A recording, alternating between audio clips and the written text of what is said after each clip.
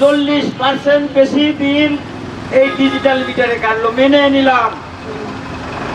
আবার কি বলছে, উনারা বলছে যে ওটাও হবে না, এখন আরো দুর্নীতি, জায়গা হলো প্রিপেইড মিটার।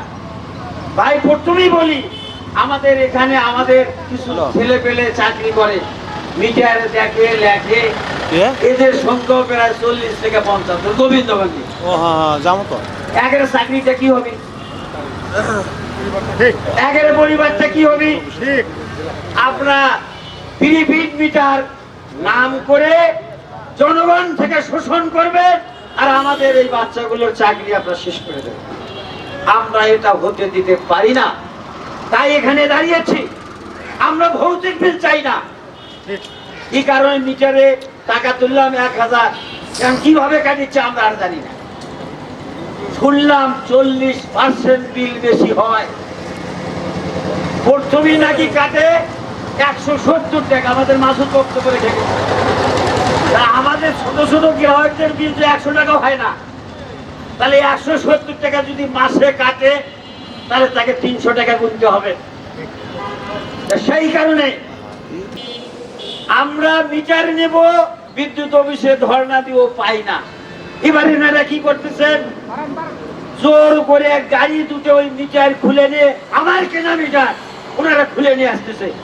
এর সাহস তারা কোথায় পেয়েছে? এর সাহস আমরা দিতে চাই না। আমার মিটার খুললে আমাকে আগে বলতে হবে আমি এই মিটার রাখবো কিনা। ওপেন রাখতে পারেন যে কেউ প্রিপেইড মিটার নেবে কিনা, কেউ কেউ নিতে পারে, তাকে দেন। আর যে নেবে না, জোর করে তাকে দেওয়া যায় না।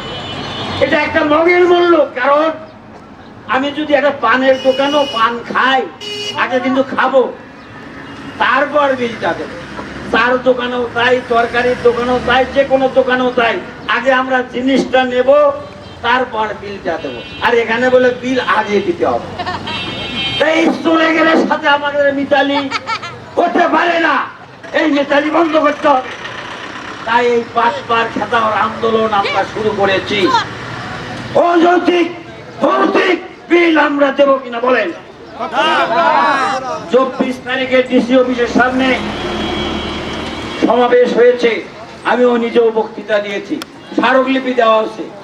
ডিসি সাহেব তো বলেছে আমরা বিষয়টা দেখছি। ডিসি সাহেব কি দেখলেন?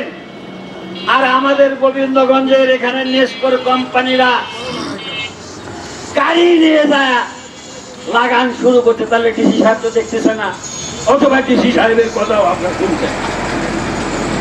তাই আমাদের শেষ কথা, বণিক সমিতির নেতৃবৃন্দ বললেন যে কোনো লড়াইয়ে ডাক দিলে মতিন মোল্লা আমরা আপনার সাথে থাকবো এই বিষয়ে। তাহলে আপনার তাও লাগাচ্ছেন কেন? একটা রেগুলেটরি কমিশন আছে বিদ্যুৎ পরিচালনা যারা করে, যে কি কোনো কিছু চাপিয়ে দিলে তারা একটা গণশুনানি করে, জনমত নেয়। তাই এই প্রিপেইড মিটার যে লাগাবেন, জনমত আছে আপনাদের সাথে? তা আপনার তা করিচ্ছেন না, আপনার ডাকাতি করিচ্ছেন, চুরি কিন্তু নয়, ডাকাতি করিচ্ছেন। এই ডাকাতকে খেদানোর জন্য আমি গ্রাহকদের বলি, হাতের 3 হাত লাঠি আপনার ঘরে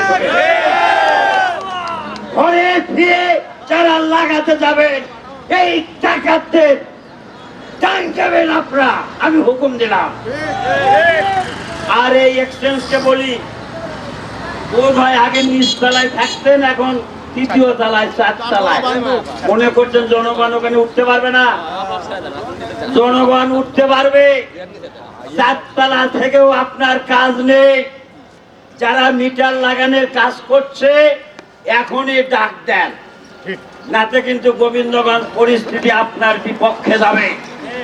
সুতরাং মানুষ আইন হাতে তুলে নেওয়ার আগে আপনাকে হুঁশিয়ারি উচ্চারণ করছি, ওই দলকে আপনার ডেকে এসে বন্দি রাখেন। আমরা যদি মিটার নেই, নিজেরা সেই বলবো, ঠিক কিনা বলেন? বাটপাড়ি করে, জোর করে, চাপিয়ে দিয়ে গোবিন্দগঞ্জের মাটিকে অশান্ত করার চেষ্টা করবেন না। তাই সমস্ত রাজনৈতিক দল, ব্যবসায়ী নেতৃবৃন্দ, আমরা তো ছোট না মাইকিং করছি, এখনো মত বিনিময় তেমন করিনি। মত বিনিময় করব মোড়ে মোড়ে, যেখানে যেখানে বিদ্যুৎ আছে সেখানে যাব। সুতরাং এই হকাম বন্ধ করো, এই জুলুম বন্ধ করো। এই জুলুম বন্ধ করার দাবি আমি জানাচ্ছি।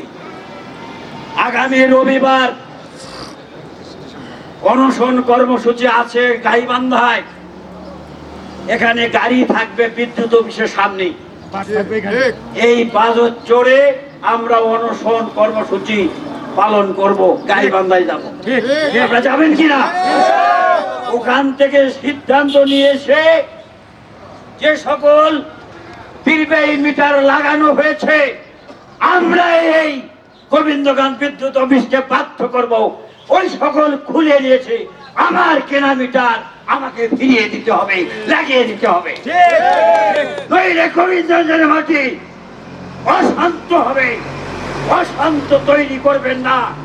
আমরা রাজনীতির লোকেরা দেশ চালাই, তাই গোবিন্দগঞ্জের সকল রাজনীতিক লোক, জামাত, বিএনপি, অন্যান্য বামপন্থী, workers party, communist party, Gano Forum, Jamaat পর্যন্ত যারা আছেন তাদের প্রতি অনুরোধ করব, গোবিন্দগঞ্জের বাসীর স্বার্থে আমরা ঐক্যবদ্ধ হব।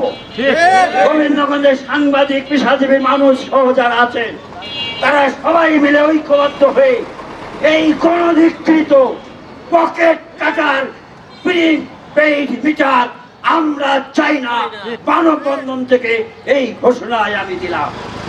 আগামী দিনে শান্তিপূর্ণ লড়াই সংগ্রামের মধ্য দিয়ে আমরা আমাদের দাবি আদায় করব।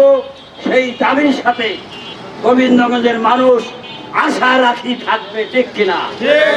এই থাকার অনুরোধ জানিয়ে দীর্ঘক্ষণ ধরে আমাদের মানববন্ধন আপনারা যারা অংশগ্রহণ করেছেন তাদের প্রত্যেককে ধন্যবাদ দিয়ে আজকের এই মানববন্ধন কর্মসূচি এখানেই সমাপ্ত ঘোষণা করছি।